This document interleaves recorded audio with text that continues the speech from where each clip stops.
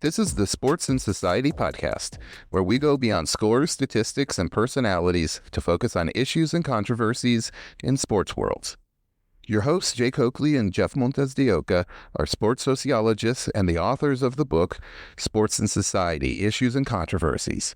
The episodes in this podcast give you a behind-the-scenes look at the textbook with stories from our lives as scholars and athletes, as well as providing analysis of ongoing issues and controversies in contemporary sport worlds. We welcome hearing your thoughts and analysis, so please use this space to engage with us about the textbook or any of the topics we cover in this podcast.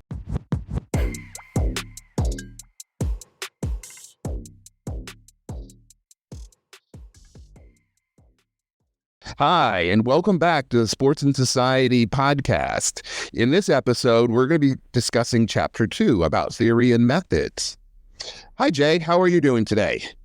I'm doing okay, Jeff. So I'm doing this from a remote location, so I hope everything turns out okay. That's right. Jay is in the mountains of Colorado on a ski vacation, but he's still working. Yeah. It's my friend who's skiing, so I'm working in the hotel room. So anyway, this will be the high point of my day here. Well, that sounds great. So why don't we jump right into it? So we are talking about theory and methods today. And one of the things I've heard throughout my career, both when I was a student and then these many years that I've been a professor, is that a lot of people, and this even includes some faculty, say they don't like theory. So that raises a few interrelated questions for me that I thought would be good to talk about today. Oh, excuse me. First of all, let's start out by talking about what do we even mean by the word theory? Yeah, I think that we've used the word theory a lot, and the time we hear it the most is when somebody says, well, my personal theory about this is, and basically what they're saying is, I've experienced some things like this before, and I think I have it figured out. And here's my conclusion.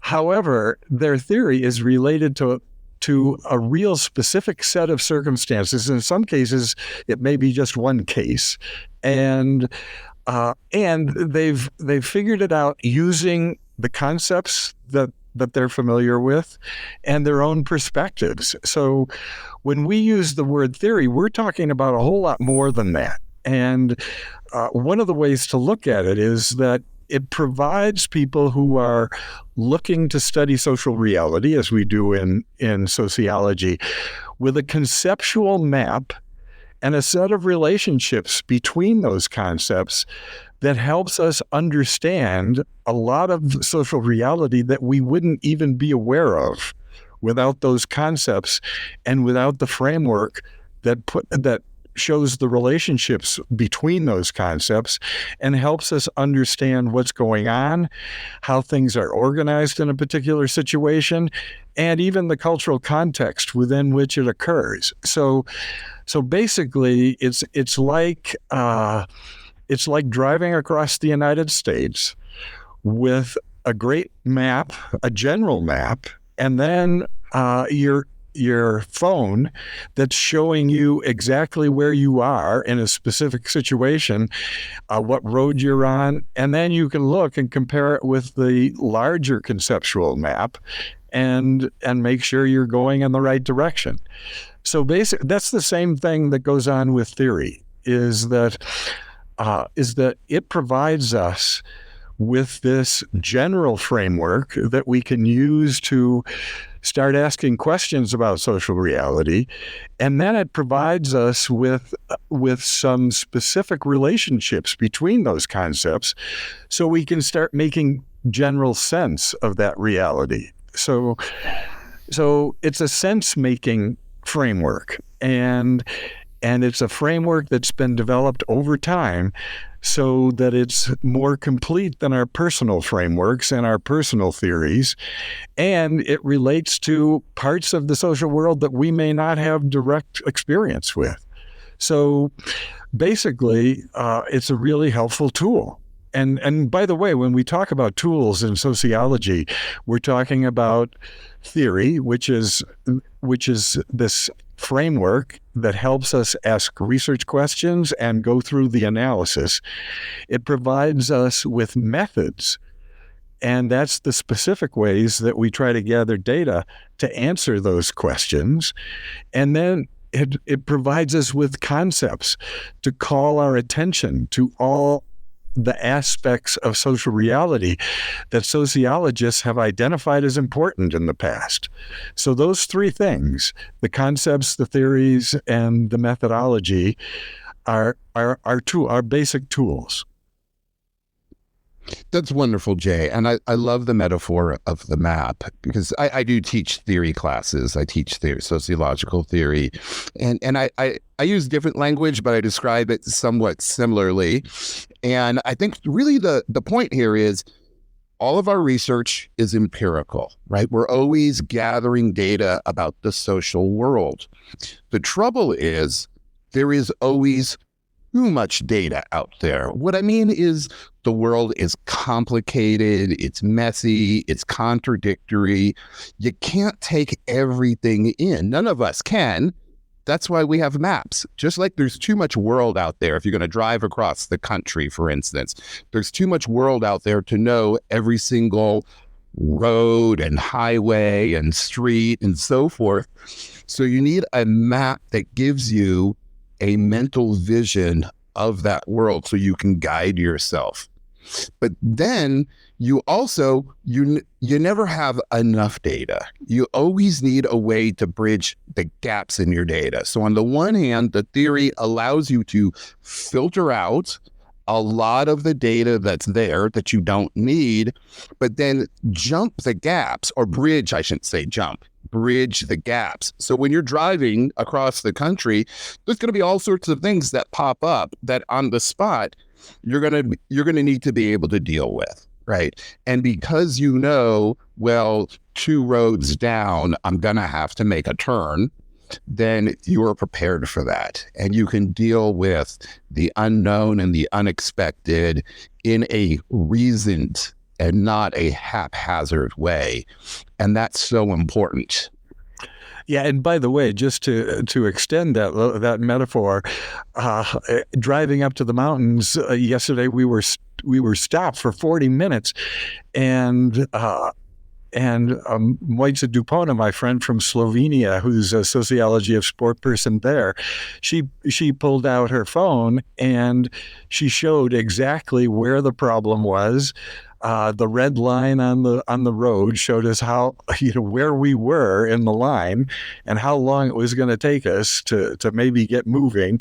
And so my point here is that the kinds of maps that we had in the past have now, with technology, been made more efficient and effective and more thorough. And that's exactly what happens with sociological theories, is that they start out and maybe they're not as complex as they should be.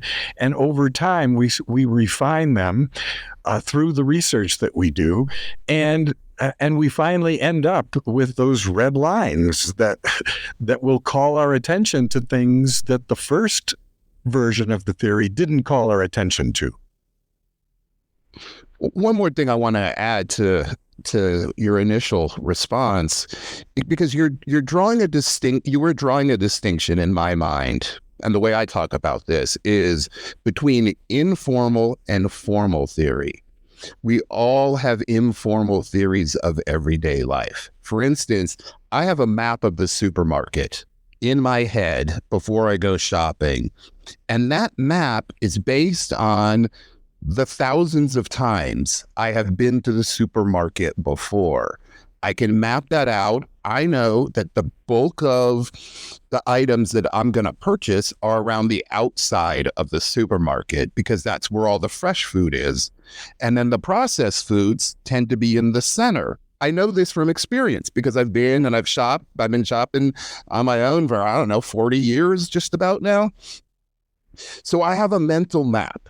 based on empirical observations, and it guides my route. And then when I'm in the supermarket, I'm going to make spontaneous decisions. That's all informal theory. I've never written it down. I haven't elaborated anything of that nature. Formal theory, what makes it formal is we start to write it down, and then we can revise it. We can make it sharper, more precise, just as you said, with going from a printed map to a cell phone, a dynamic cell phone map that tells you exactly what's going on, that over time, we can make our theories much sharper, more precise.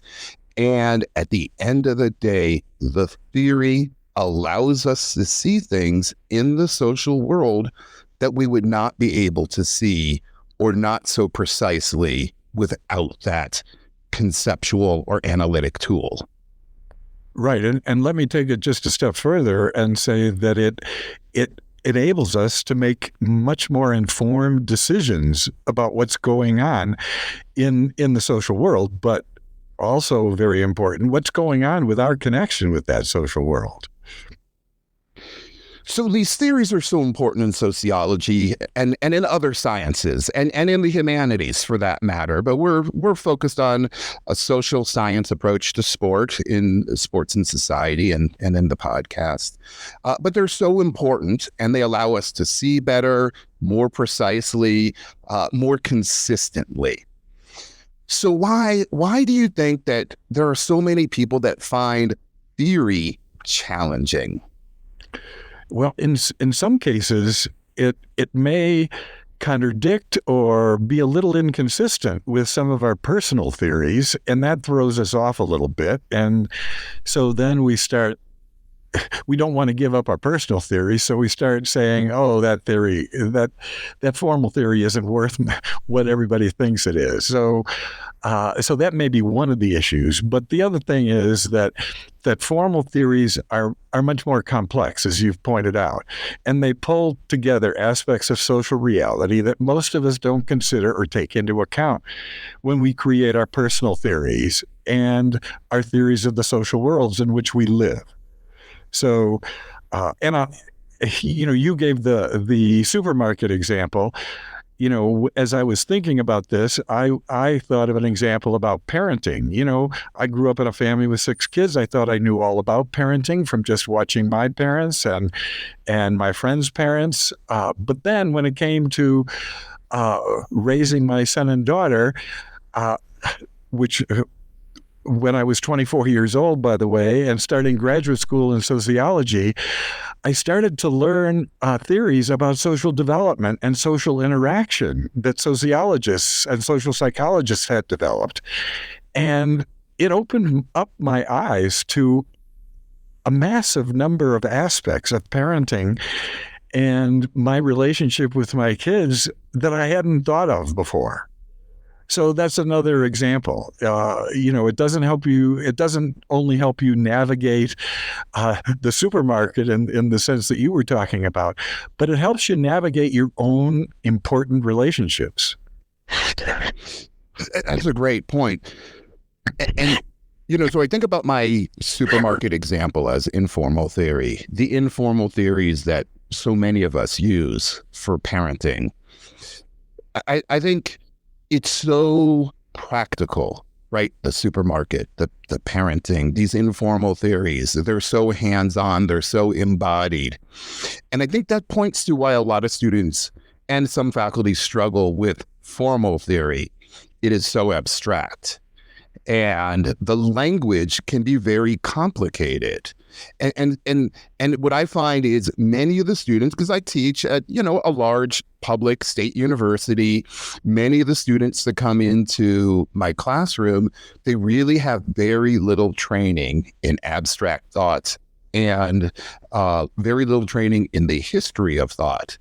And so taking it to that very abstract level and then taking those abstract thoughts and applying that to the experienced everyday reality that we share, that's a really hard step for a lot of people. And so if you're new to theory, the metaphor I use here, it's like getting into theory, studying formal theories, I see it as like stepping into a fast-moving river. When you take that first step into a fast-moving river, it throws you off balance because you no longer have sure footing because the current is pushing your leg. But once you get your first foot solid on the ground, then you can start to step into the river. It's never easy. I have been teaching sociological theory for over 20 years, and I still struggle with it. It's hard work reading that stuff, just like it's hard walking across a fast-moving river. But once you have learned, it doesn't really matter what theorist it is, what theory it is. Once you've learned one body of theory, you got that first foot on the ground, it gets a lot easier to keep walking. And you may never love crossing that river, but it is certainly doable. Yeah, and I think that happens in every major, Jeff. I'm thinking of I was just giving a presentation to a bunch of people on kinesiology and sport management in Missouri, and I was talking to one of the physiologists in the kinesiology program, and she was saying that all the new concepts that students get when they get into her kinesiology class don't fit with some of the words that they've used in their family and with their friends.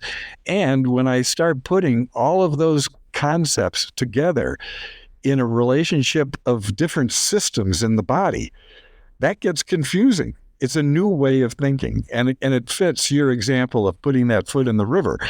Where we get off balance, and then once we start to know what's going on around us, we are much more confident, and we can negotiate that river in a way that we never thought we could when we put our first foot in. Yeah, that's a great point. So now I want to think about this. We've already said that theory is really important because it gives us these conceptual or analytical tools that will allow us to see things that we might not have otherwise seen, see things more precisely. We talked about ideology in the last episode. Sometimes the theories help us to see our own ideologies, because it's very easy to see other people's ideologies. It's our own ideologies that tend to be very hard to see, and the theories will force us to think about that. Let's use one example I think is fairly ideological about why theory is so important to sociology and the sociology of sport. Let's use, if we can, Jay, a theoretical perspective to address why sports are not just a reflection of society. We always hear that sports reflects the world we live in, but in the sociology of sport, we say sport is more than a mere reflection of society. The whole notion that sport is a reflection of society puts sport into a passive kind of a situation, and we all know that society itself, to exist, depends upon people maintaining it, reproducing it, and people have developed it and developed new parts of society all the time. So that when we think about sport, sport does reflect certain aspects of society, no doubt about it, but there's things that go on in sport that actually influence how people think about society as a whole and may lead to changes in that society. And we're seeing that right now. We're doing this recording as the NCAA basketball tournament is starting, and basically, there's a lot of emphasis this year on the women's tournament. And what's happening is that people are watching more women's basketball right now, and that's it's leading them to ask questions that they haven't asked before. And so, in other words, what's happening in sport sometimes tunes us in to what could be happening in the rest of society. So that's an important thing. It provides a basis for coming up with actions that lead to changes in the rest of society. So a good example of that, when Major League Baseball was racially desegregated back in 1947 with Jackie Robinson, that presented people with a new vision and version of the relationships between Black people and white people. And that had an effect that went far beyond baseball. It led to racially desegregated stands. There used to be sections in the stands that were reserved for Black fans, and the white fans sat separate from them. So, but once that desegregation occurred on the playing field, it forced people to get out of their familiar way of framing the world and start thinking about, well, what if there was racial desegregation in the stands? What if there was racial desegregation in the city? And what if it happened in our neighborhood? And what if it happened within our family? So, in other words, we had this cascade of other questions that were asked, and people were forced to think about them. And as people took action on the basis of that new thinking, it really forced us to encounter new situations that we had never encountered before. So in other words, it led to changes in society. And that's exactly what we're talking about right here. Sports is not just a reflection. It also can raise issues that will influence what's going on in the rest of society. And I'll just add one more point there. The issues related to gender right now, and basketball, but sport in general, are really crucial. The issues of transgender participation, transsexual participation within sport is something that really has forced people to think about an issue that they hadn't thought about before. And many people say, I don't want to think about that. This is the way I've been thinking about sex and gender for ever since I knew what was going on in my life and my family, and I'm not ready to make these kinds of changes. But then there's other people who are saying, well, wait a minute, there's some good reasons for making certain kinds of changes, and we ought to investigate this further. And it has led to some changes, although we're still in a highly contested realm when it comes to issues of sex and gender in sport. And those are going to get worked out over time, but it's going to take research and theory to help us get there. Those are such great points. And if one of the things I was thinking about as you were talking, Jay, that if sport is a socializing institution, right? It's a institution that we participate in, we learn about who we are, we learn about the world around us, we take on our identities. And anyone that's been a serious athlete knows that their identity as a person is wrapped up with their identity as an athlete. Well, if sport is simply a reflection of society, as you said, that makes sport passive, but it also makes us passive. If sport is simply a reflection of society and sport is a socializing institution, then we are simply a reflection of society, and we aren't making informed choices. We aren't affecting the world we live in. And the data, just as, taking the example of the desegregation of sport, the debates right now about transgender athletes, one of the things that these show us is that we aren't simply passive. I'll switch it from the more macro and historical examples you're giving, Jay, and just to personal. So I was born into a football family. I talked about this in a previous episode. I grew up watching football with my dad, playing football to impress my dad. And that's been really central to the person I am. It taught me a lot about teamwork.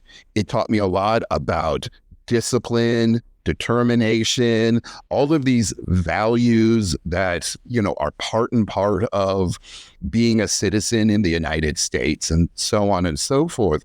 But then I took those lessons and I applied them not just in football or other sports, but in all aspects of my life. I'm now guided, and this is what we in sociology call my social actions are guided by the ideas and values I learned in the realm of sport. And it is through social action that those values and other ideas become material, and we start changing the world. Well, if sport tells us that the playing field is made level by a set of rules that everybody adheres to, that are applied consistently, and that creates fair and equitable outcomes, well, then I start applying that logic to other aspects of the world. And so then if there's racial segregation, I'm going to say this is inconsistent with the value structure I've learned, just growing up, right? And sport was a part of that. And I would want to make the world consistent with my value structure. If the exclusion of transgender athletes is inconsistent with the value structure I've learned from sport and other aspects of my life, that's going to guide, again, my social action, and I'm not going to be acting alone. Lots and lots of people will be acting, and that's how meaningful change takes place.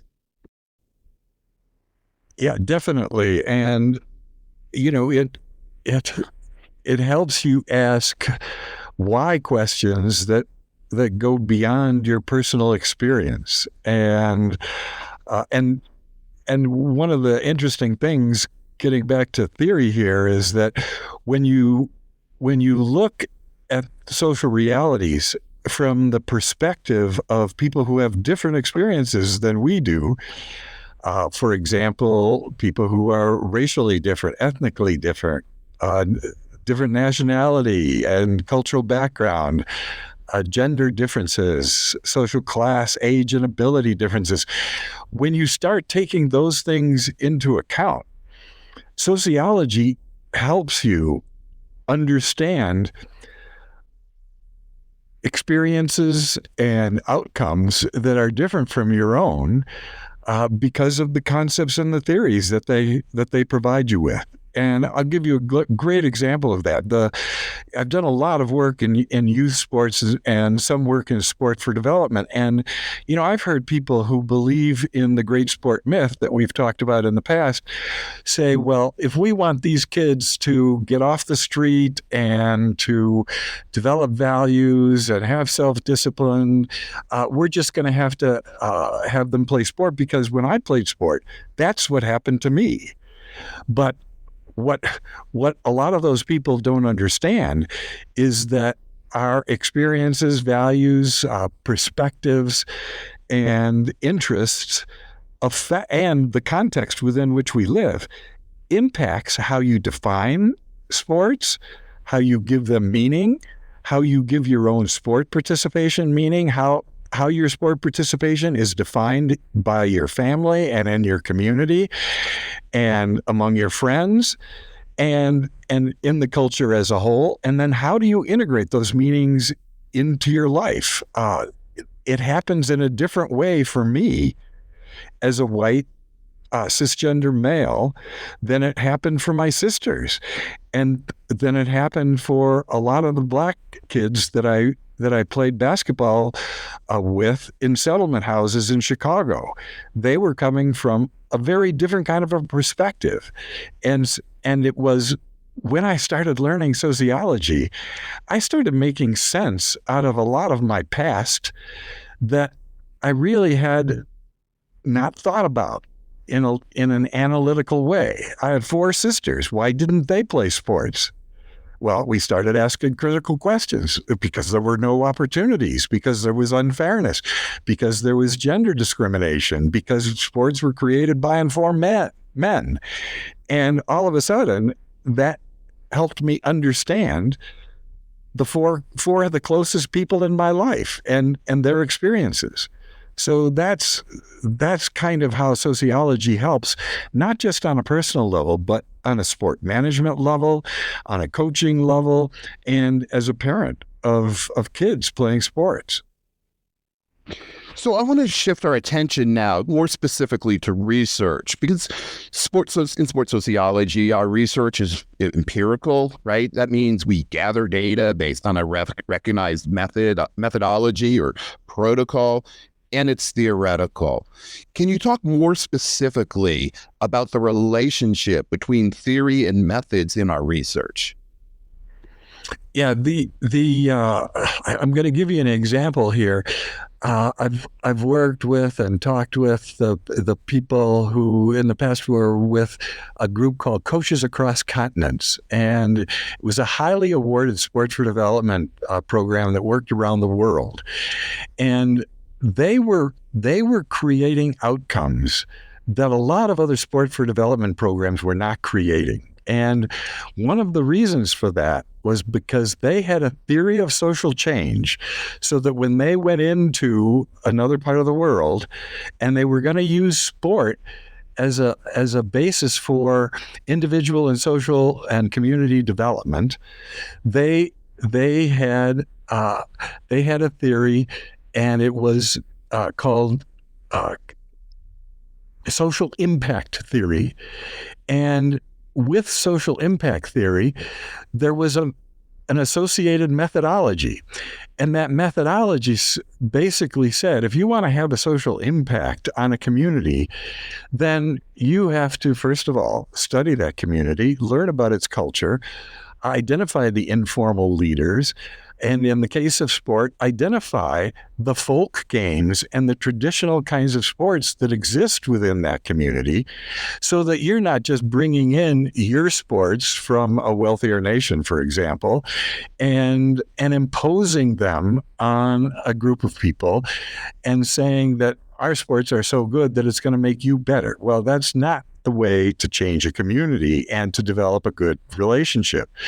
So there was this methodology associated with social impact theory that spelled out what you had to do before you started playing games and sports in order to make change. And that enabled Coaches Across Continent to be the most effective change makers among sport for development groups in the world. Because a lot of those other groups, it was just well-meaning people. I'm not cutting them up here, but it was well-meaning people saying, I learned this in lacrosse or basketball. And so I think that if we at our church or in our community or in our nonprofit organization or government agency, if we go into a developing country, and bring our sports, it's going to really change things for them. And that's what's happened with a lot of sports for development. They bring it in, but they don't understand how that sport is going to be defined, what kinds of meanings are going to be given to it. And so when they leave, the people go back to their same way of life. But if you actually start from where those people are and what they're doing in terms of physical movement, physical activities, games, and sports, then you can start understanding how they can be used to give impetus to development within the community as a whole, and in relationships and among the people who are participating. So that's where we are in terms of the connection between theory and methodology, research methodology. We have a theory about how change occurs, and then we have a methodology about what we have to do in terms of gathering data and doing studies to learn how to make that how to use that theory, basically. It's fantastic. I love that example. So I want you to push that example a little bit further. So in this case, social impact theory was really crucial, and it transformed the research and made it much more, I don't know about valid, but had greater impact, had greater real world impact, which of course is always the point of sociological theory, or of sociological research, I should say. But social impact theory was probably not the only theory used in this research. So maybe you can talk about why it's so important for us. Because, I mean, learning one theory is hard enough. Why might we have to use more than one theory or theoretical perspective in any given research project? Or maybe use this particular example. Yeah, well, it's because different theories give us a little bit different angle on the reality that we're focusing on. And so, and I'm going to give you a practical example here. The people at Coaches Across Continents used social impact theory. Well, I've worked with Project Play that's funded by the Aspen Institute, and they're working with youth sports and trying to make changes in youth sports so that more kids will have an opportunity to play, and so that playing and participating in youth sports doesn't depend on your zip code and how wealthy the households are there. And in Project Play, we've been using a community impact theory it's closely related to social impact theory.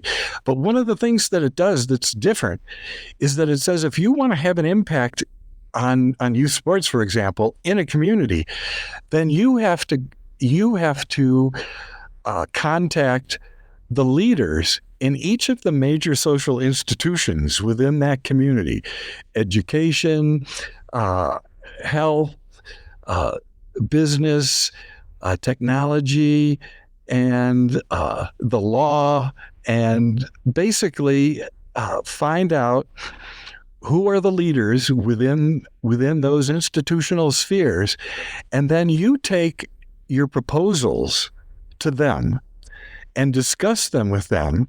They then give their ideas on the proposals, and you justify this notion that if we change sports and get more kids involved, it's going to be better for the community. And you go through, it's going to be better for the business community, going to be better for the educational institution and schools and so on. And it's going to be better for basically overall health. And once those influential people buy into that, then they start helping you make that change, and they're no longer resistant. They're your partners in this change process that you're trying to initiate. So one of the things I noticed as I compared social impact and community impact is that community impact actually identifies the institutional spheres within a community that you really have to think about before you start, going in and making changes that people are going to resist. So basically, combining those two theories has really helped me understand how to use sport to make social change. Yeah, I want to tie this back to that metaphor of theories as analytic tools. And I think this is really useful, right? Just as a metaphor, right? If theories are analytic tools that we use in different research projects. Well, I'm a cheapskate, and I'll try to do maintenance on my own vehicle, my own car, because I'd rather do it myself than take it to a mechanic. Same with my bicycle. I do my own maintenance on the bicycle. So that's a mechanical project, right? As opposed to a research project. Well, I have a whole bunch of different tools. I've got wrenches, I've got pliers, I've got screwdrivers, and I have some very specialized tools, particularly for my bicycle, in order to do that mechanical project.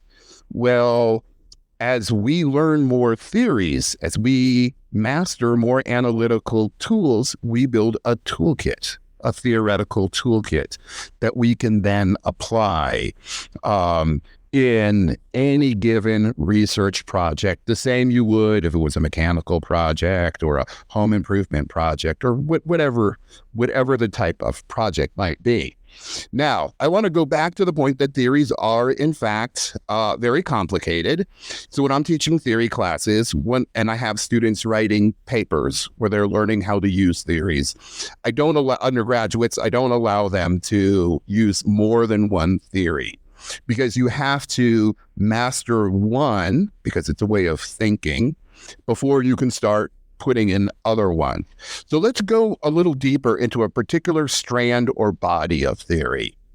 One of the things we've seen in the sociology of sports since the 1980s is the increasing importance of feminist theory.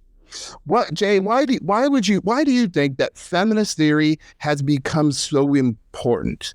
Are we just unrepentantly woke in sports sociology, or is there something a little bit more empirical to it? Well, I lived through that, and from my perspective, observing the women's movement that started in the 1970s and was going full force in the 80s, and in the 80s, the women's movement expanded to the point where they were not just talking about issues in everyday life, in their personal experiences. They were also talking about how knowledge got produced, and in various disciplines. And what they found out in sociology and most other disciplines is that that the knowledge produced was based on the values, experiences, and interests of the men who started the field. And the interests, values, experiences, and interests of women had generally been excluded or marginalized to the point that the status and career success of women in the field depended on them doing sociology like a man did it. And some women did that, but they also felt that doing it that way meant that they were coming up with an incomplete conception of what was going on in social reality, that it wasn't taking into account the experiences, values, and interests of half of the world's population. And when they made that case, many of the men in the field resisted and said, wait a minute, there's one way to get to truth, and we've figured it out, and we've been doing it. And the women said, well, wait a minute, there's other ways, other questions that can be asked, other history that can be examined, and other methodologies that can be used to make sense of, collect data about, and produce knowledge about social worlds. So it took a while for women to start to convince people in sociology, the female scholars. It took them a number of years. But over time, the resistance faded because they were making so much sense. And they were opening up the door to producing new knowledge that wasn't necessarily always contradictory to any of it, to the knowledge that had been produced previously, but it was adding to it. And it was giving us more complete pictures of social reality and what goes on in social reality. So basically, feminist theory, which was looked at initially as being this threatening, upsetting and disruptive kind of approach, was gradually integrated into the ways that many males have done sociology. And in other words, I'm asking the questions that my female scholars, associates, helped me think of over the last 40 years. So So I feel I'm a better sociologist because of that. And by the way, if you sat in our department meetings, where I was at the University of, and you are at the University of Colorado Springs, we always had a diverse department. After the first 3 or 4 people were hired, there was a real attempt to make sure that we had the kind of diversity that would help us be more complete as a department. And when I went to the department meetings and we were discussing things, our Black colleagues, our Latino colleagues, and colleagues of different ages were raising questions and issues that I hadn't thought of, and that eventually made me a better sociologist. I want to add one little thing to what you said there too about why feminist theory is so important in the sociology of sport. As you've already outlined, Jay, sport is a gendered institution, and when we're studying sport, centrally, what are we studying? We are studying uses of the body, and generally speaking, bodies in motion, and our bodies are gendered. And we might gender ourselves differently than other people gender us, but regardless, our bodies are gendered. If we don't have theories of gender, we're not going to provide very good explanations of sport worlds, which is the goal of the sociology of sport. And I want to push this in a little bit further and more specifically. So in chapter 2, you have a discussion of Michaela Musto's research. And Michaela, she builds on her advisor and also my advisor, by the way, Michael Mesner's research. So I want to talk about this because one of the things I often hear from students is, why are scholars such name droppers? Why are we always talking about some other person that they've never heard of in our writing? Can you address, like, what is this relationship that Musto has with the earlier writing that Mesner has? And why is this so important to our theoretical perspectives in our research? Yeah, it's related to the research that Mike did over the years, and a lot of it was related to sports and youth sports in particular. And basically, what Mike found out when he was studying sports was that gender was absolutely important in terms of who coached, who played, and how leagues were organized, and who had more opportunities and who had fewer opportunities, and so on. And then Mike also did research comparing what was going on in the soccer leagues that the girls were playing and the soccer leagues that boys were playing, and he saw, including his son, by the way, and what he found was that there were major differences in those two leagues, and there were what he called interactional differences, which basically relates to how we produce gender within a particular set of circumstances and how we handle face-to-face relationships and interaction. There were cultural differences in terms of the meanings that the girls were giving to their sport experiences and to the things around those experiences versus what how the boys were giving meaning. And then there were structural differences woven right into the structure of the leagues, where it was men who were doing the coaching and the decision making, even in the leagues that were for girls. And it was the women who provided the kind of support that made that child's participation possible. Making a different meal schedule, packing, lunches for this and that when there was a tournament or when there were a set of games, bringing the treats that the kids had after the game, making sure uniforms were washed, making sure that the child had the right size cleats on. And so, what happened in Mike's observation was that the entire experience was gendered in terms of meaning, in terms of organization, and in terms of performance. So basically, McCalla looked at Mike's research and said, wait a minute, I've got some other questions that Mike didn't ask, and I want to see what goes on in a league where boys and girls are playing together, in a sport where boys and girls are playing together.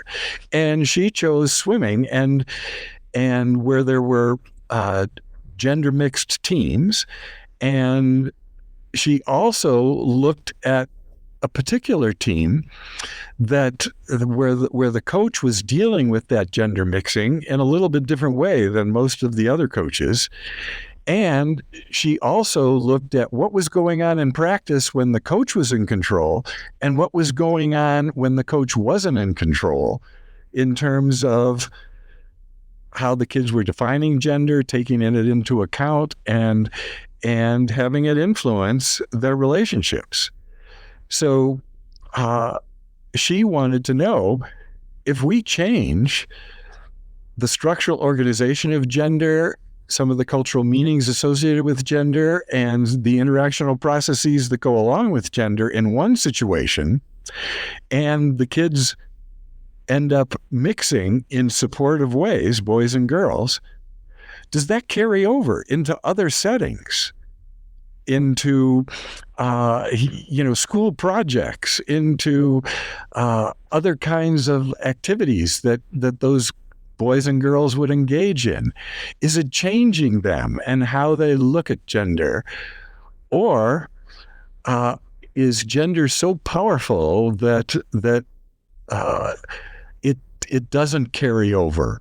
And that's one of the issues we're studying right now. Is once people participate in a gender mixed context where there's really good support within and among the boys and girls, the men and women, does that change people so that they become agents of that kind of supportive approach to gender mixing in other contexts? And that's really an important question to ask. And it relates to our question about whether sport's a reflection of society, or whether it also can raise issues and questions that would lead to changes in society. So we're running a little short on time now. We're running near the end of our time. So I have one or two more questions that I'd like us to address before we run out of time. And one of the things that, when you talk about social change, it raises another question I think is really important that we address right here. Ever since the start of sociology, both in the United States and in Europe in the 19th century, people have always said sociology is too political. And people are, as you know, Jay, people right now are saying that sociology is too political. What are some of the ways in which Mike Mesner's, Michael Amusto's use of feminist theory illustrates why sociology can't just avoid politics? Yeah, it's because our relationships and the whole organization of our social worlds and the cultural context in which we live all have political dimensions to them. There are power differences, there are cultural differences, there's historical differences in terms of the experiences that people have had over time. And once you start asking questions about why those differences exist and what kinds of implications do they have for people, you automatically go into political territory. And because you're talking about possibilities that are different than the way things are right now. And once you raise those kinds of questions, there's going to be people who are resistant to even thinking about those questions. And one of the things that they'll do is that they'll try to dismiss your questions by saying, oh, you're not being a scientist, you're being political now.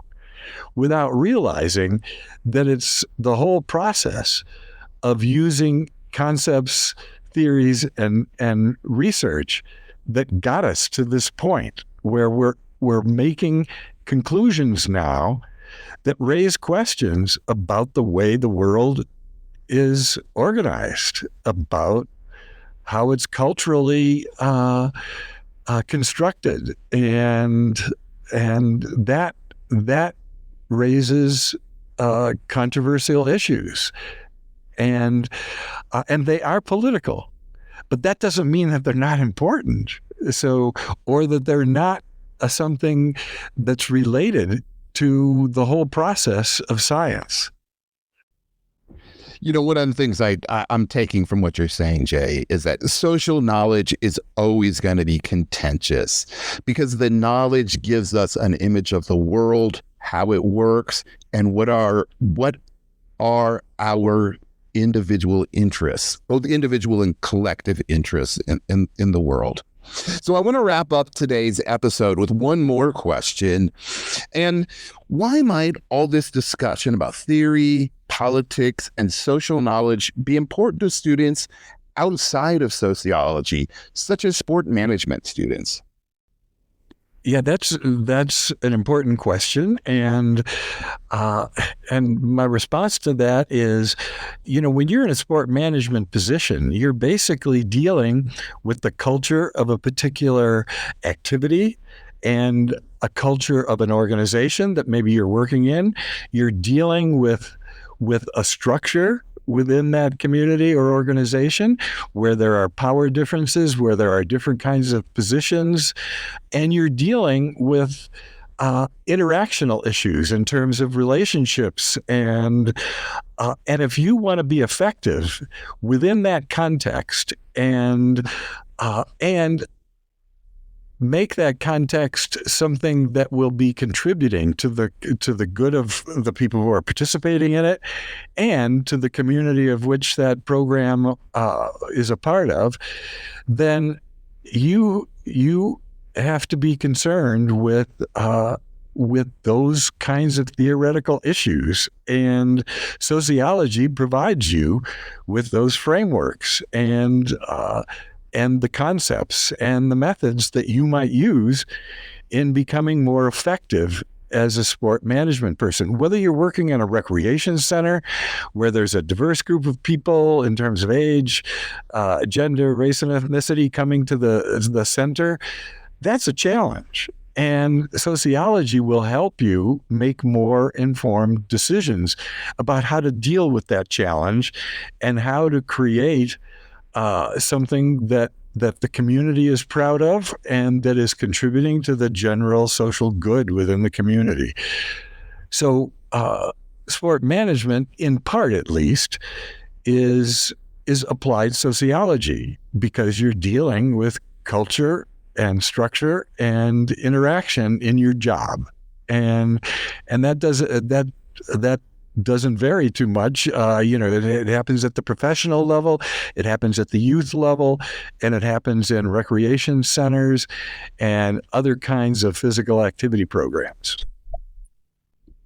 I was just talking to a sport management professor who liked your point that sport management is oftentimes applied sports sociology. And he said, I think when we're doing a good job, that's true. And so I think that's a great way for us to end this episode. Thanks so much, Jay. This is the end of the episode on Chapter 2, Theory and Methods. In our next episode, we'll focus on Chapter 3, Sport and Socialization. So until the next episode, I'll look forward to seeing you then, Jay.